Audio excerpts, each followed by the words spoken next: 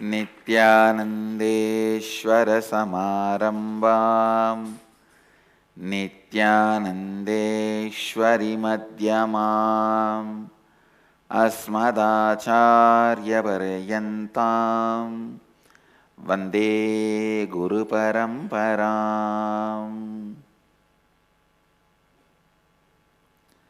I welcome all of you with my love and respects.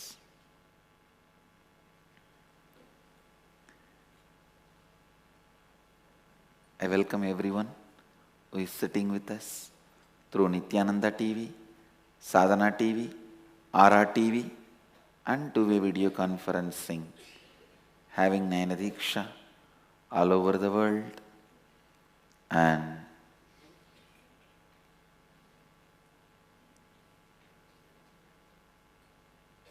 let me enter into the Upanishads. Isavasya Upanishad.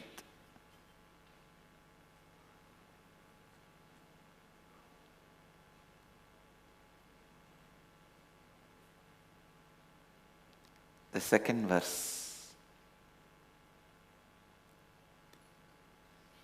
Kurvanneveha karmani chichivishechadakum samaha evam tvayinanyatetosti na karma lipyate nare.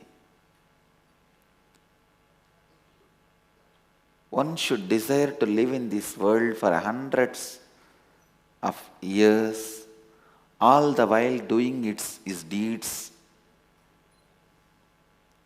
dispassionately as sanctioned by the scriptures. In this way, the deeds done by you shall not cling to you. There is no other way by which a man can free himself from the bondage created by the deeds. Listen.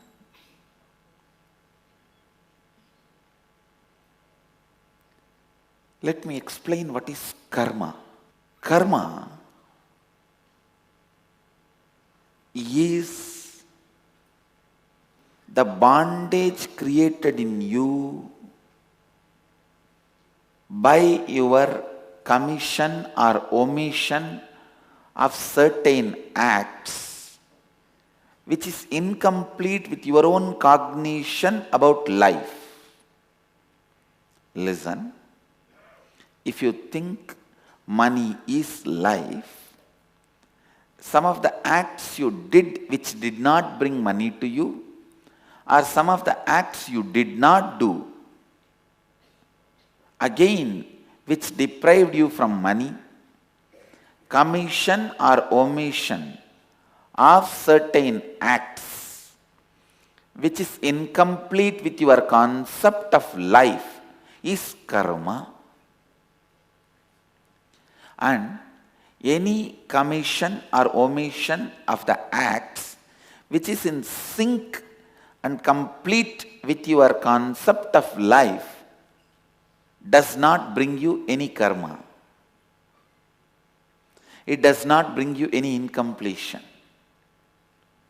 Commission or omission of acts which brings incompletion with your concept of life is karma. Now,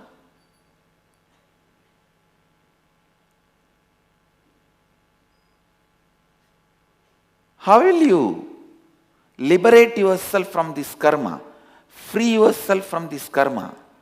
I tell you, when you decide for life,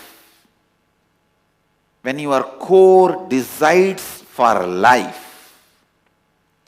automatically your laziness disappears, your boredom disappears, again and again and again, tirelessly standing up, tirelessly standing up. Listen, tirelessly standing up. Listen, tirelessly standing up again and again. Kurvanneveha karmani Jijivishechadagun samaha, deciding to live again and again, tirelessly standing up again and again,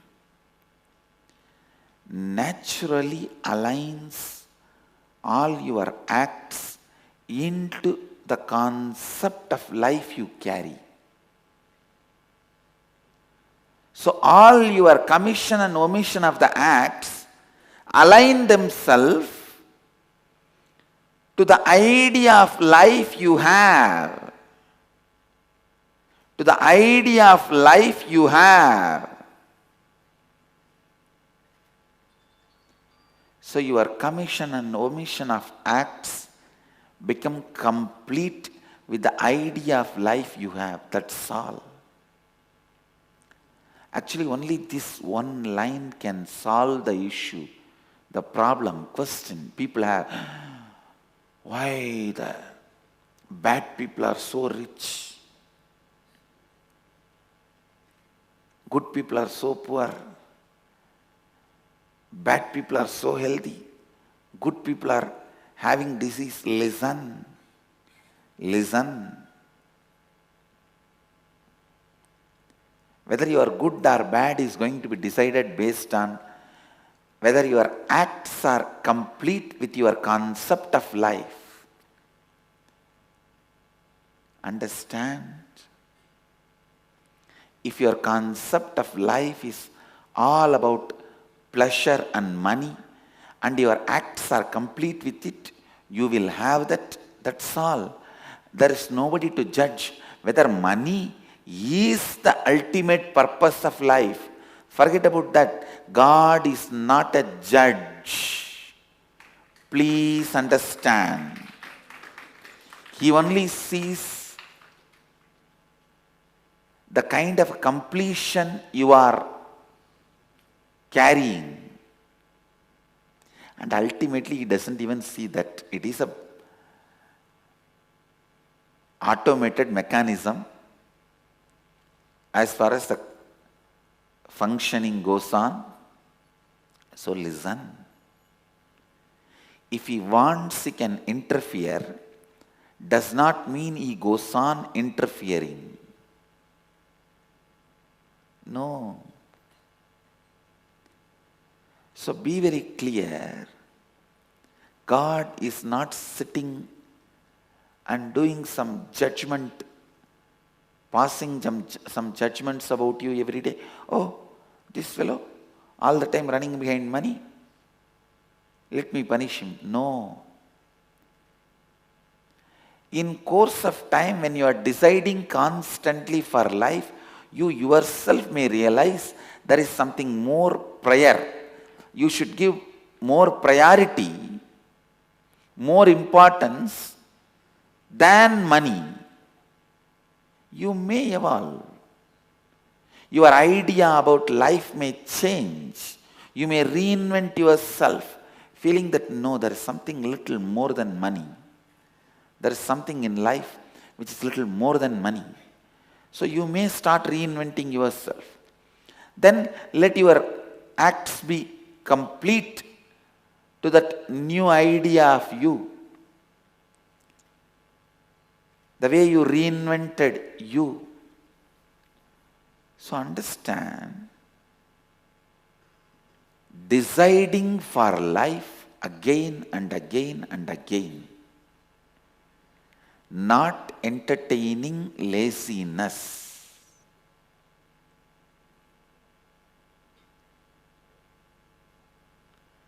Not entertaining boredom. Being in the space of constant excitement.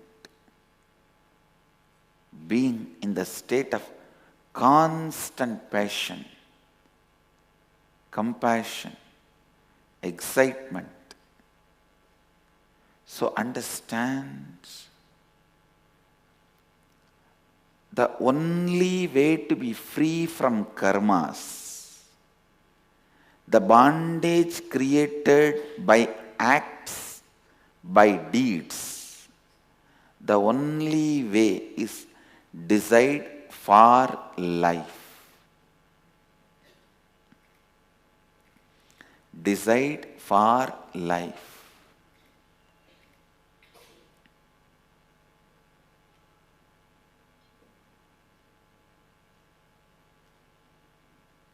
God is not hard power in Hinduism, in Vedic tradition. Listen, I am defining two words: hard power, soft power.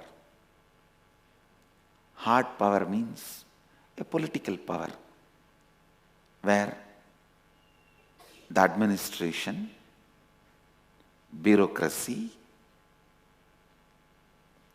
law, court, punishment, reward, all this exists. You have to do this or you will be prosecuted and put in the jail. You should not do this or you will be prosecuted and put in jail, tortured. You may be even hanged. This is hard power. Soft power is the spiritual power. Thousands of people, I can say in a way, even millions of people do whatever I am saying in the morning satsang. I don't have any hard power over them. Sometimes I am just sitting in this hall in Biddi and say, please close your eyes and start inhaling and exhaling and chant Shivoham. I can see all over the world thousands tying the eye band and closing the eyes and inhaling and exhaling, start chanting Shivoham. There is no hard power. If they don't do, there is nothing like they are going to be prosecuted, punished. No.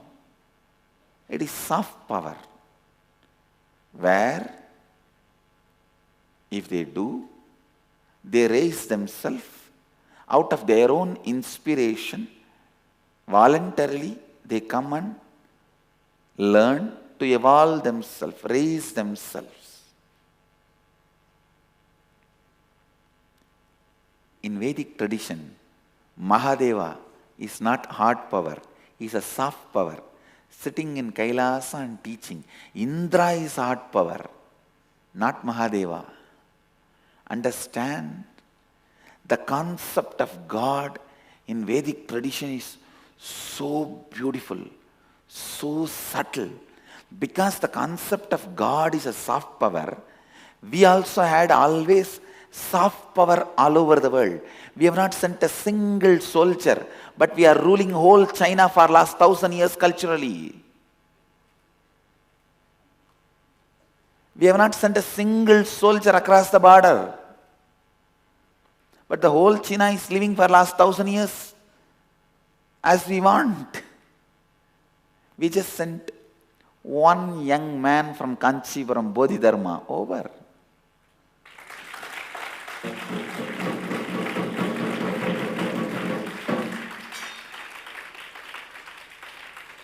Understand, because our concept of God is a soft power,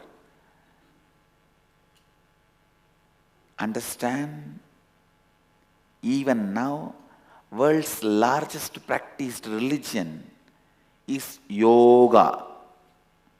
World's largest practiced religion is yoga.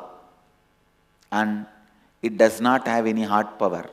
We don't have our own state. We Hindus don't have our own state. Be very clear. We don't have any hard power.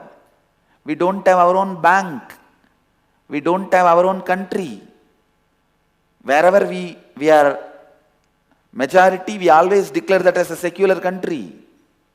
Because our religion is built on the structure of soft power, not hard power. Because we have not portrayed our gods as hard power, we always portrayed our God and believed our God as soft power. Anybody wants to play the role of God has to have only the be the center of soft power. In our society, if somebody has reached the highest ladder of the society, highest respect, he just have to retire to soft power. Hard power was never our ambition. It was never part of our ambition. Understand? Buddha ruled practically whole Asia, not because of hard power. If he was having hard power, he would have been ruling just his kingdom. Just his kingdom. But he left that and took up the soft power and he ruled whole Asia. I tell you, Buddha was ruling a larger area than Krishna. Buddha was ruling a larger area than Rama. Buddha was ruling a larger area than even Meenakshi. Because he took on soft power, not hard power. Understand, our concept of God is never he comes and sits in a seat of a judge and there is a judgment day and all the souls come and the judgments are delivered. No. No. No hard power. It is completely soft power. And even now, largest practiced religion of the world, yoga. Understand, people may be born in many religions. Largest practicing religion being practiced every day all over the world is yoga. But never it was spread through hard power. Never it was spread through a political power. Never it was spread through political clout. Understand, we were slaves to some countries as far as hard power is concerned, and they were living what we are saying as far as soft power is concerned.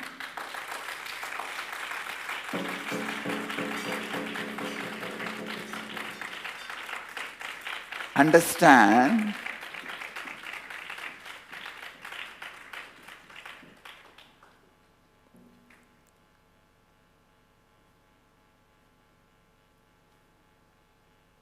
What we should do as far as the legality and political things concerned, how much tax we should pay, all that British was deciding. But what he should do as far as his body and mind concerned, we were deciding. Understand?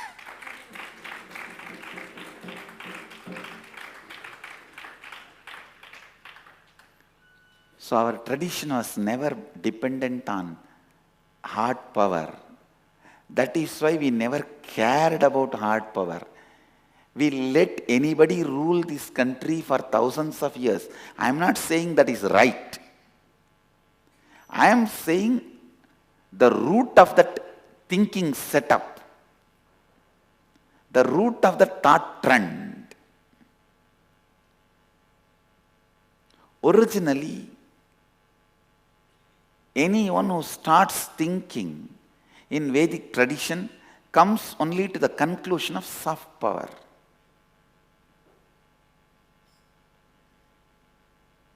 Please understand. Finally, I am not going to judge whether hard power is right or soft power is right, all that. I am just explaining to you the mental setup. The mental setup.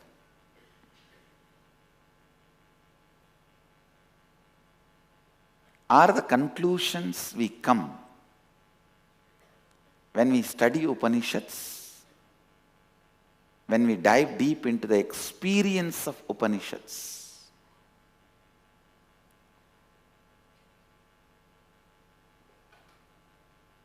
God is not hard power. He is the source of soft power. See Mahadeva, he sits in Kailasa. He doesn't control all the Akilanda, Andanda, Bhuvananda, Brahmanda, all the universes, worlds, planets. No. He just sits in Samadhi. Once in a while he opens his eyes and teaches in silence. And again when people have a problem, they come to him and he blesses them, attends to it. Again relaxes into Samadhi. The very description of God is soft power.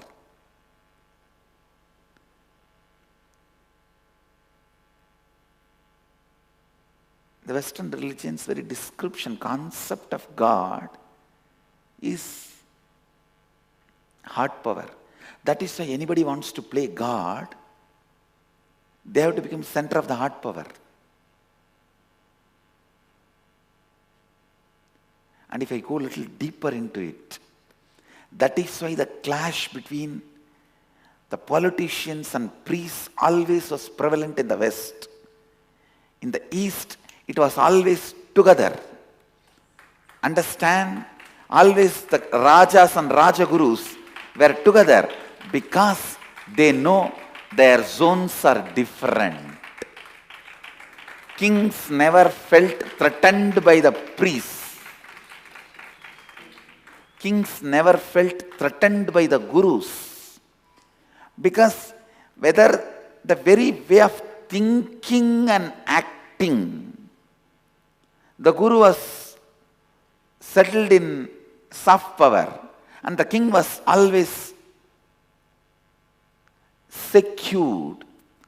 King never, see, there are thousands of stories in India about the kings.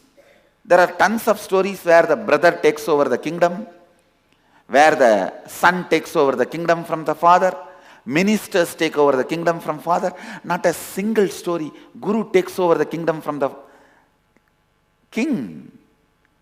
And among the son, brother, minister, guru knows more secrets about the king and the kingdom, more information about the king and the kingdom than brothers, ministers, the army commander-in-chief and all of them. We have tons of stories where commander-in-chief suddenly imprisons the kings and takes over the kingdom. Where son imprisons own father and takes over the kingdom. Where brother imprisons father and imprisons the king and takes over the kingdom. We don't have a single reference to say Rajaguru imprisons the king and takes over the kingdom. Because we are settled with the soft power and hard power. King feels completely secured. The very thinking of the guru is all about soft power. It has nothing to do with hard power. Understand? A little understanding about this soft power and hard power will give you a lot of clarity about Vedic tradition and even about how to handle yourself. You see, if you always handle yourself with the hard power, you become insensitive to life. If you all the time think only about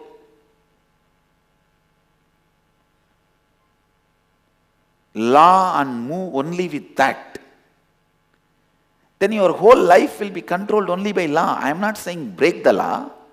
All I am trying to tell you is,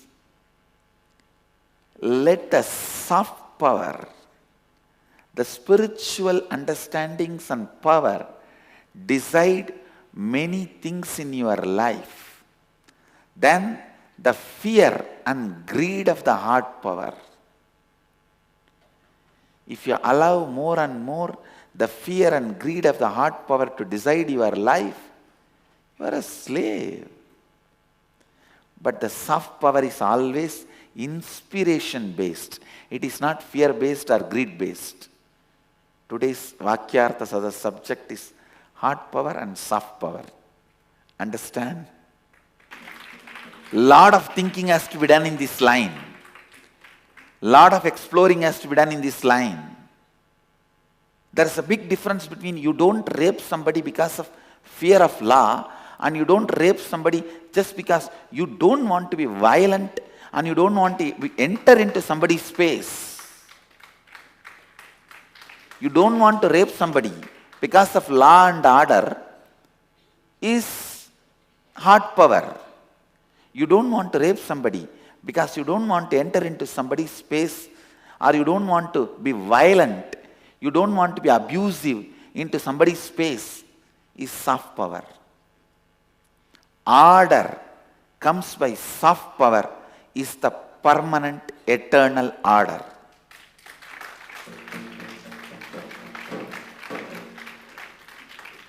Understand, order never comes by hard power. It comes only by soft power. Maybe law and order can come by hard power, but order can come only by soft power.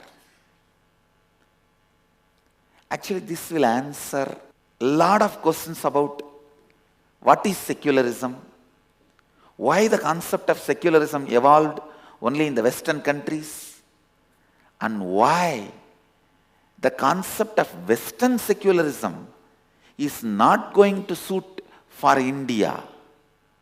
Please understand,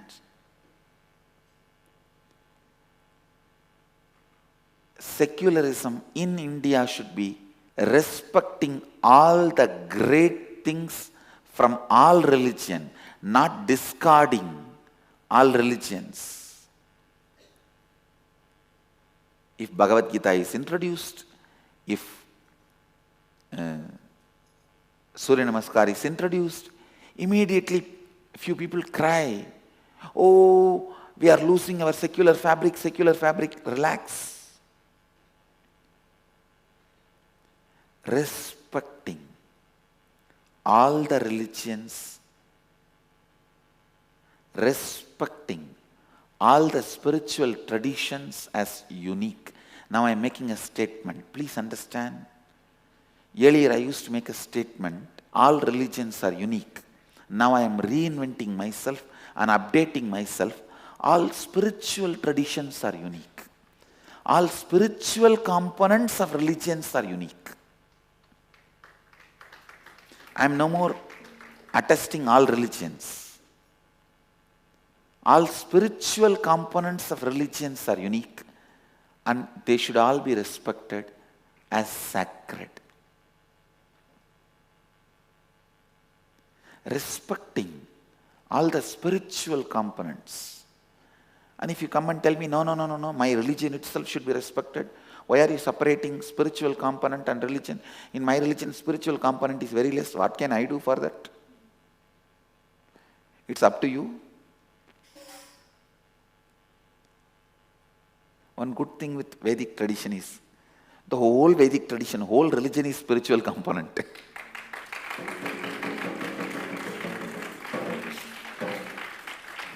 The way you brush in the morning, the way you wash yourself, everything is spiritual. Listen, this contemplating and exploring on hard power and soft power will answer thousands of our questions. It will help us to think thousands and thousands of understandings we have in life. It will actually answer thousands of your questions, and it will question thousands of your answers. Understand? A guru who only answers your questions will lead you to a cult. A guru who questions your answers also only will lead you to culture. A guru who answers only your questions will lead you to a cult. A guru who questions your answers also only will lead you to a culture. If I have to give a simple difference between spiritual component and religion. Wherever the truths are given to you for you to assimilate and develop your thinking from perception to fact, fact to truth, truth to reality. It is spiritual. Anything other than this is religion. That's all. Understand this hard power, soft power. Thinking need to be done a lot in the Vakyartha Sadas. Only then you will understand the uniqueness of Vedic tradition. And why we have so much of freedom? Because our religion was never used by its founders or its preservers to control people. Understand? Religion was never a tool for us to control people. Rameshwaram to Kedarnath, the morning till night, the actions of people are same, but we had 54 deshas.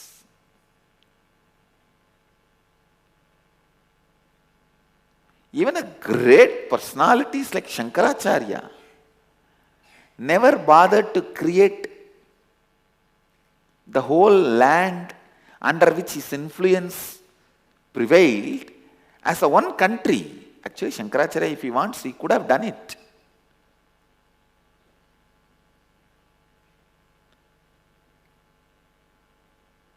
And Jnanasambandar, when he cured the Pandya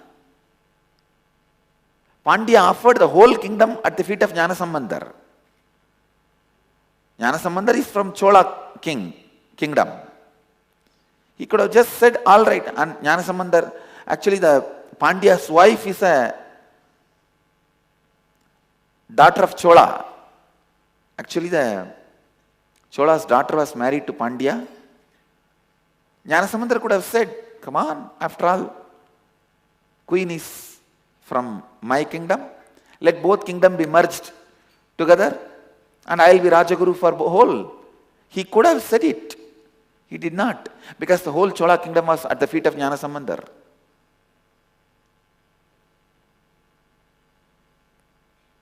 He didn't. He just said, no, you continue to rule. I will appoint a Sannidhanam who will be Rajaguru for you and guide you. That's all. Understand, we were so clear. We are not interested in hard power. We are only interested in empowering, inspiring, raising human beings.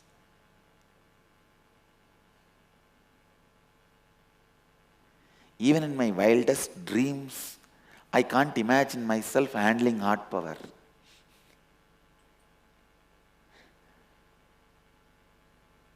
Because we are so clear.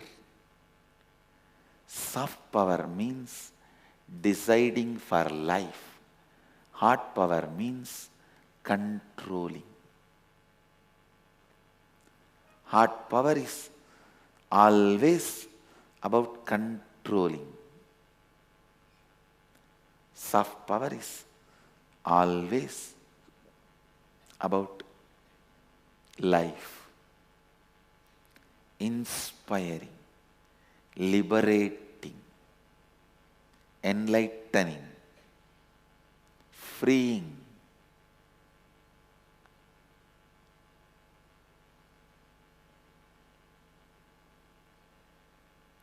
The concept of God, society believes, is very important. That holds the key of the whole social structure. structure. Please understand. Don't even think the concept of God is not that important. No. One atheist fellow came and told me, hey, what is this? You guys, if you believe in Shiva, you have so many holidays, celebration, festival. If you believe in this God, you have so many holidays. That God, you have so many holidays.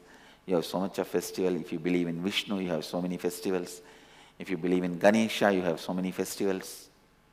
The atheists don't have any day to celebrate. I said, why? Who said? There's one important day dedicated to April 1st. Celebrate it.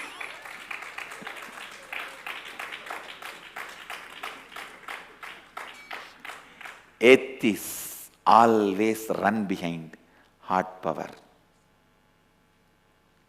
because they are so empty inside. They run behind the heart power. And brilliant guy, the most intelligent guy, will be established in the soft power, and he knows life runs by inspiration.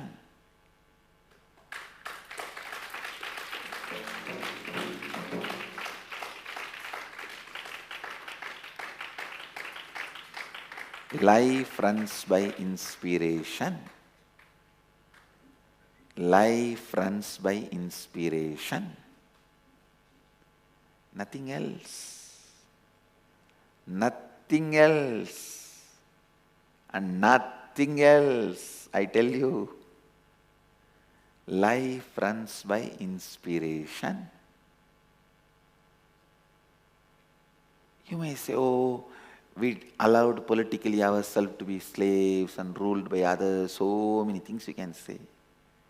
But I tell you, we are and we were, we will be the most stable society. Even after so much of attack. Because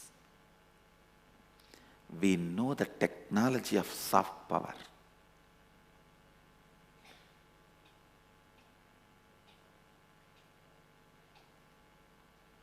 When you decide for life inside you, please understand, even if it's a simple decision, you have a headache and you decide, I'll be free from it and I am going to clear it, I am out of it.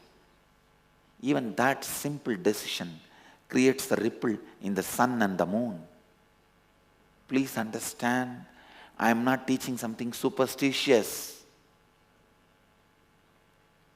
If you decide, I'll come out of my headache, I'll come out of my depression, that decision heals the hole in the ozone layer.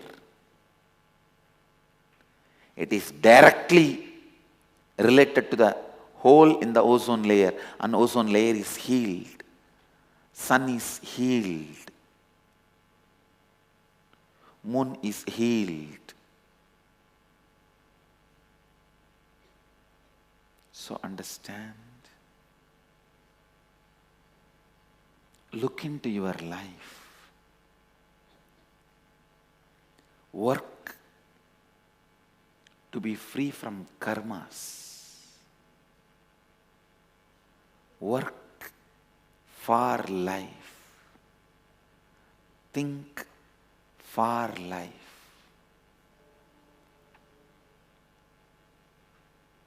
Be into life, for life. Kurvanneveka karmani jijivishet chadaggo samaha evam tvayinanyate tosti na karma lipyate nare.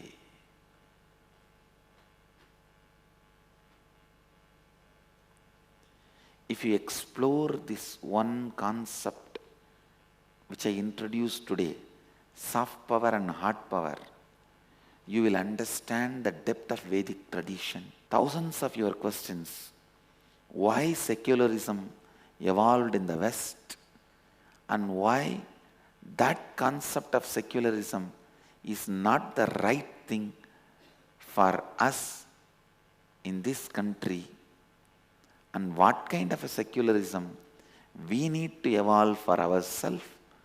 All these questions will be answered. All these truths will be revealed to all of us. The inclusive secularism is what is going to work out for India. Not using the word secularism excluding. No. Inclusive secularism.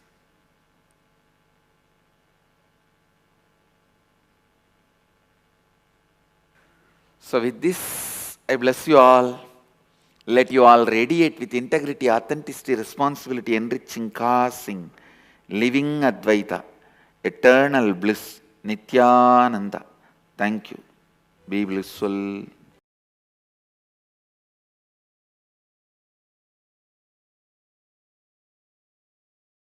Nityananda Dhyanapitham, Nityananda Nagar, off Mysore Road, Bidadi, Bengaluru. Phone 08027279999.